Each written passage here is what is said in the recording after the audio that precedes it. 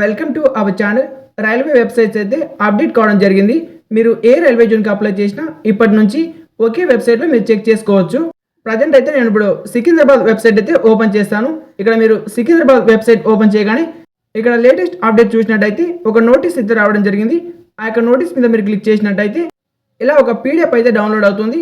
ఈ యొక్క పీడిఎఫ్లో చూడండి, అన్ని రైల్వే జోన్స్ కలిపి ఒకే వెబ్సైట్ చేయడం జరిగింది. మీరు ఆ యొక్క వెబ్సైట్ని ఇప్పటి నుంచి వాడాలి. బ్యాక్ వచ్చేసి ఇక్కడ మీరు link for new RRB Secunderabad website అని కనిపిస్తుంది కదా, దాని మీద క్లిక్ చేయండి. క్లిక్ చేసిన తర్వాత ఈ విధంగా మీకు కనిపిస్తుంది.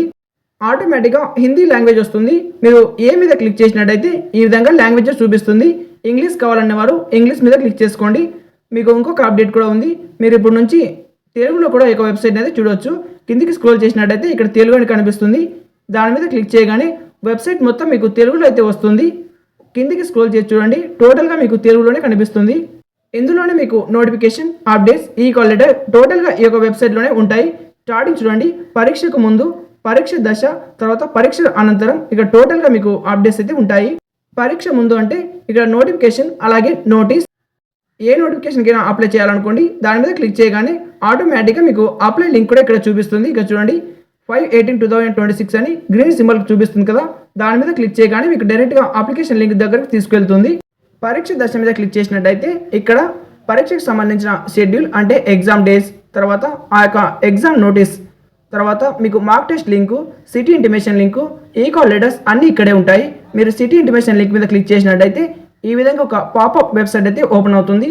దానికి ఎదురుగా గ్రీన్ సింబల్ అయితే కనిపిస్తుంది. దాని మీద క్లిక్ చేసి ఓకే మీద క్లిక్ చేసినట్టయితే డైరెక్ట్గా మీకు సిటీ ఇంటిమేషన్ లింక్ అయితే చూపిస్తుంది.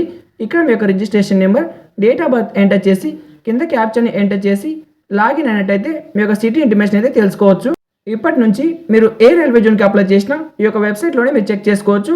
పైన చూసినట్టయితే ఆల్ ఆర్ఆర్బీ సికింద్రాబాద్ అని కనిపిస్తుంది. అంటే మీరు ఏ రైల్వే జోన్కి అప్లై చేసినా ఈ యొక్క వెబ్సైట్లో మీ యొక్క సిటీ ఇంటిమేషన్, ఈ కాల్ లెటర్ డౌన్లోడ్ చేసుకోవచ్చు. ప్రతిసారి న్యూ వెబ్సైట్ అయితే ఇవ్వాల్సిన అవసరం లేదు. ఇప్పటి నుంచి డైరెక్ట్ ఒకే లింక్ అయితే ఉంటుంది. ఈ యొక్క డైరెక్ట్ లింక్ అనేది నేను డిస్క్రిప్షన్ అలాగే కామెంట్లో ఇస్తాను. ఈ యొక్క లింక్ అనేది మీరు సేవ్ చేసుకోండి.